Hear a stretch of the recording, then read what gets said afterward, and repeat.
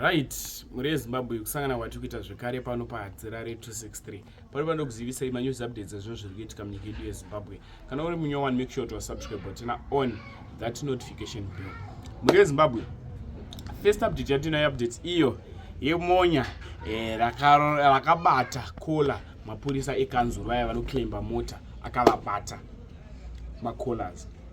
Vabatwa makola varume ava vakatanga kuitwa kunge vana vadiki vachiendwa navo kunzi hande munobvisa pamaclaimba ini ndiri kutsvaga pekupaka, ndiri kutsvaga parking iwa kusvika kuclaimba mota yangu. Saka kuti tichaura wrong panyaya iyi, ndiani ari wrong, wekubata kola here kana kuti vanga vari pabasa. Ndatione first update iyi. Wapedza kuona first update wotaura zvaunofunga mucomment section, ndichaita kuti imwe next update. But murume uyu akatopinda mujeri akabuda, akasungwa akabuda nebail. Ndichakuisa video rake achitaura after abuda. Chatanga ndakuisa video rake akabata varume vachiona kola. Ndatinzwe zvizere. Ndakukwaturai. Munopinda mota munaringa. Hanzo yamakawanda boys. Ndisati ndini akati driver. Uri stupid. Hakuna kuti kuenda mira kweli. Ndinondika kuona ndikokaina kweli. Sho mimi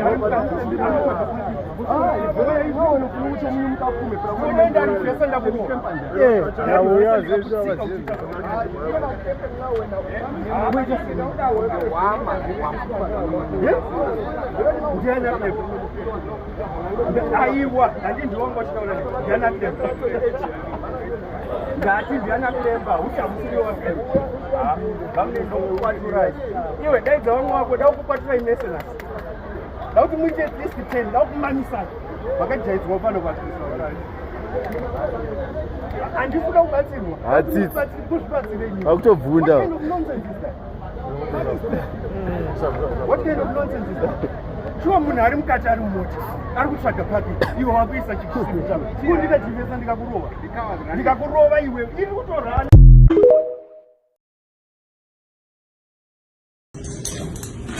Izozonali esisibotsho.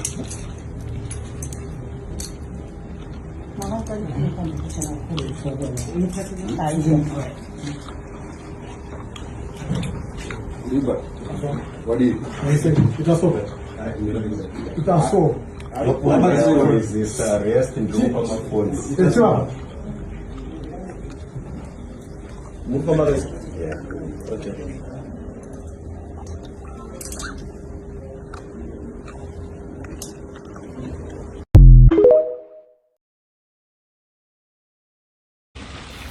Sup y'all, so I just got home. I was arrested on Saturday and I'm just here to unveil the events that led towards to my arrest. So what happened is, after that Friday incident with Chitai guys, their supervisors came, right, and they accepted responsibility.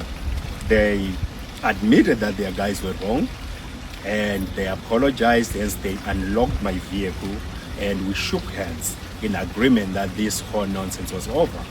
I'm the one initially was supposed to sue these guys, but I ended up saying, you know what, we can't go around with such issues, so let it slide.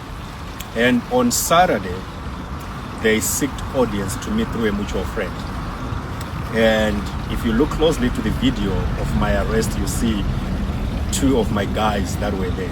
Now, they called my mutual friend and they claimed that my vehicle had arrears with them. And the initial arrear was $350 and another $90, which they claimed God knows what that was for. Now, I was with my mutual friend here at my house, and my mutual friend asked them what should be done. And they requested my mutual friend to bring me to their office so that we can clear these arrears and have a conversation. That is the reason why I went to their office. So my mutual friend and I and another friend drove to their office and got there, because I knew that my vehicle had no arrears. I don't even owe even a single dollar on parking ticket. So I knew from the onset that there were no arrears. So, but I had to go. I'm a law-abiding citizen, and I had to go to seek clarification and see what this was all about. So I went there. When we got to their office, I saw three of them supervisors, right? And I requested information as into what these arrears were for.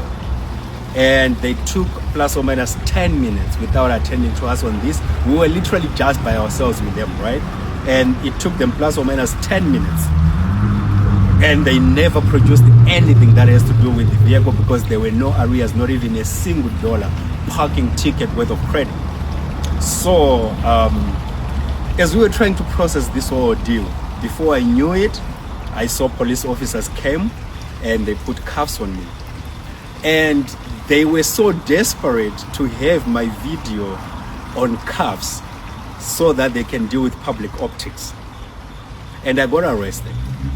And then I never refused arrest. I went to the police station, and it's so disturbing. This is what is more disturbing. To have gatekeepers who never takes accountability on anything, who uses whatever means possible to abuse its citizens, then who do whatever it takes, even if it means lying to me, misrepresenting me that my car had arrears so that I can go to their offices. And all they needed was just a video of me in cuffs so that they deal with public optics. It's so disgraceful to have local gatekeepers giving such companies tenders to account for public service, basic public service provision. It's so disheartening to see that. However, I don't want to comment much on the case at hand because it's still an ongoing case. I've been out on bail. I don't want to comment on the case itself, but I am here to just give you the ordeal and the events that led to my arrest. And this is what is more disturbing about having people who literally lies. How can you expect a basic enforcement officer to take accountability when you as a supervisor lies or do whatever it takes? And remember, this video was taken in their office. This video was taken by one of their staff members in their office. Number one, for them to assassinate my image. Number two, cyberbullying, and a bunch of all other things that I was supposed to sue them for, which will come to play. But let me say this very clear to the public. We should not be silenced when we are being abused by the system. We should do everything we can to stand for ourselves. We should do everything that we can to stop abuse. We should do everything that we can to make sure these hooligans are put to account for their actions. So I'll stop right here. Last update here, update iyo ya Rabi Msande apo pa anga achiprofita chiprofita chachikisa vanhu kuti ayo kune vanhu vanoona zvishua, kune vanhu vakatumwa naMwari. Much love. Babati we know wakaba mari. Wakaba mari.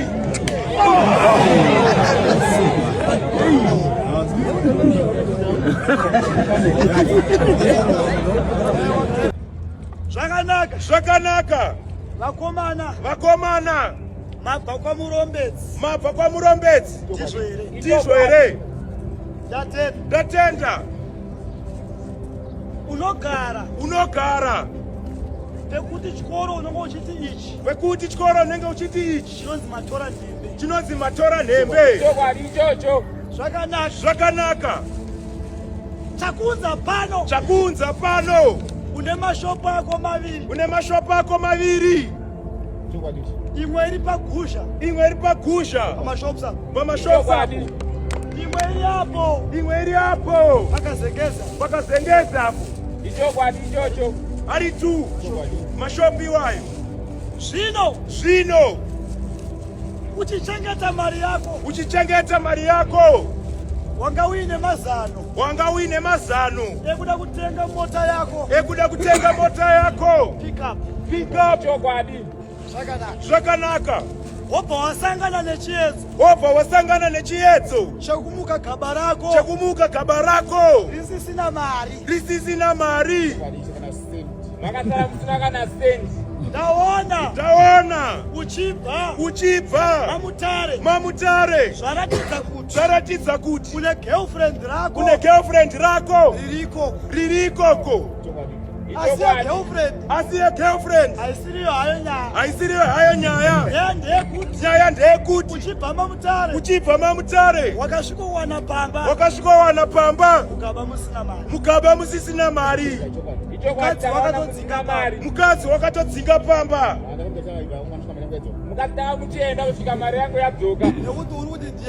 nekuti uri kuti ndiye akaba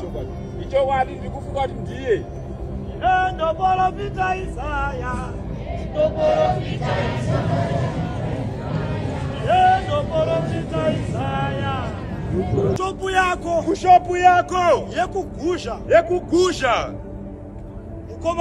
mukomana uyu mumwe wako uyu muning'ina wako kauyu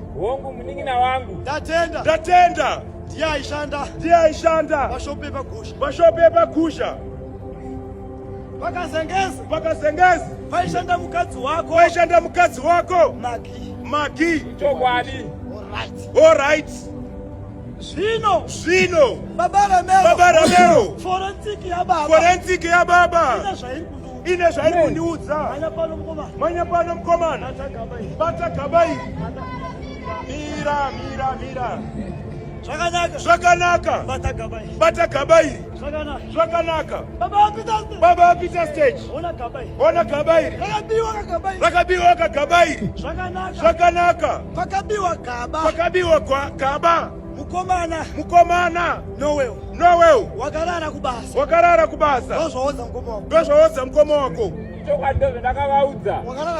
wakarara kubasa here alright handichi zvakanaka baba ramero ndanzi nababa ini ndiri pfanganyi ndonzi pfanganyu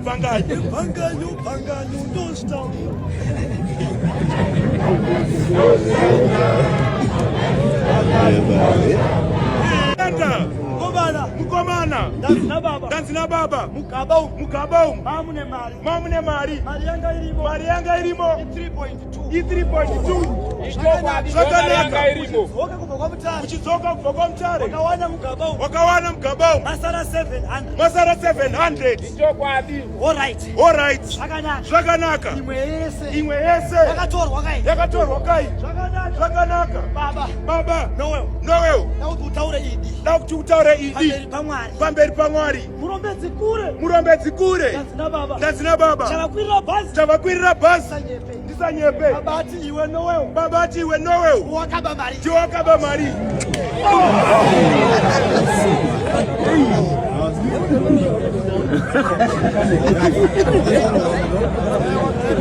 ayo kare pasi urire ubatsiro kana ujiro wa munhu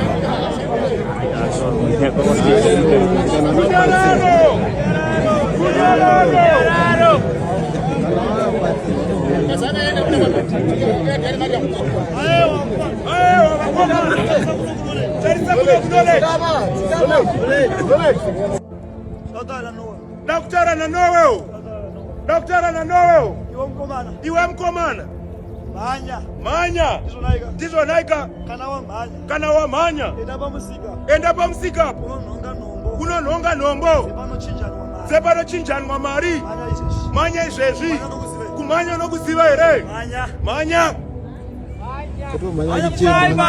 mukomana wasikumhanya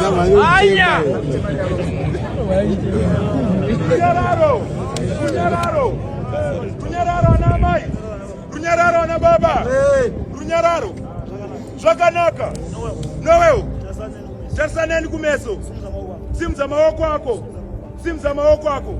zvakanaka hasina kuprofita da kuti utaure wega baba handinyepere hazviite baba Petros baba handinyepere ndopika nekasiyanwa kaemanuere baba handinyepere mukomana taura chokwadi mari akabandiani ndaona mukomana uyu achibuda mushopu maanga ari nguva dziri kuti 10 semanheru unoziva kuti mukadzi wake anomboenda kumba nekuti ndoko anobikira kana apedza kubika anonorara kukazengeza achirara kushopa asi mukomana uyu akachenjera kana kuti anozviita muchenjeri akaziva kuti nenguva dzinodzi kumba maiguru vanenge vasisiko uye mukoma havako. Ndaona chienda pamba iyi, ndaona mukomana achitora santu kumashure kwesantu, ndaona achikupfekera pachiloko obva achigwina, ndaona loki ichivhurika. Ndizvo here mukomana? Chipedzisa asi akutaura zvakawanda.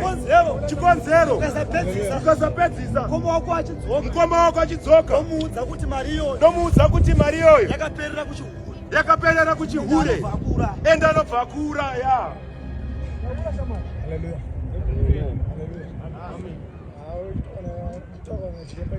chikutaana chiremba ichokwadi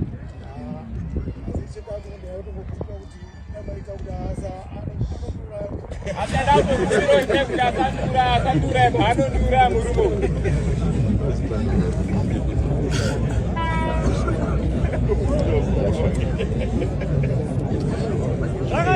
Zvakanaka, ndoda kumubatsira asati aipedza yese. Manzwa zvandikutaura? Asati aipedza chii? Yese. Zvakanaka, munongedzere mukomana uyu. Iti baba munurei achidhakwa nemari enda akachenjera kamukomana uyu. Zvakabva aita apedza kuba sizvonaika akabva atora jaketi ranga akapfeka raanoziva kuti mukoma havazive nezvaro uye amaiguru havazive nezvaro. Akatora jaketi iroro obva arisiya mumba uchiitira kuti mashanoka kuti madiwa iwa huite suspect. Chikonzi jaketi nderani? Hamuna kupinza chikomba iyi. Jaketi nderani? Hamuna kupinza chikomba. Saka nyaya yese yakabva yasarira kumukadzi. Chakaita kuti udzinge mukadzi wane nguva uchifungidzira kuti mukadzi wako anoita zvechipfambi. Waifungidzira kuti anobuda. Saka pawakaona jaketi wakati chaachikomba ichi. Ichokwadi ndobva ndakafunga.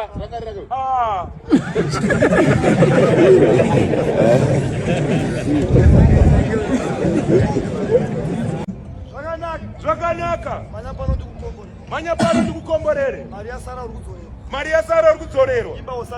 Imba hosana muimbi. Yeri patisanda heri.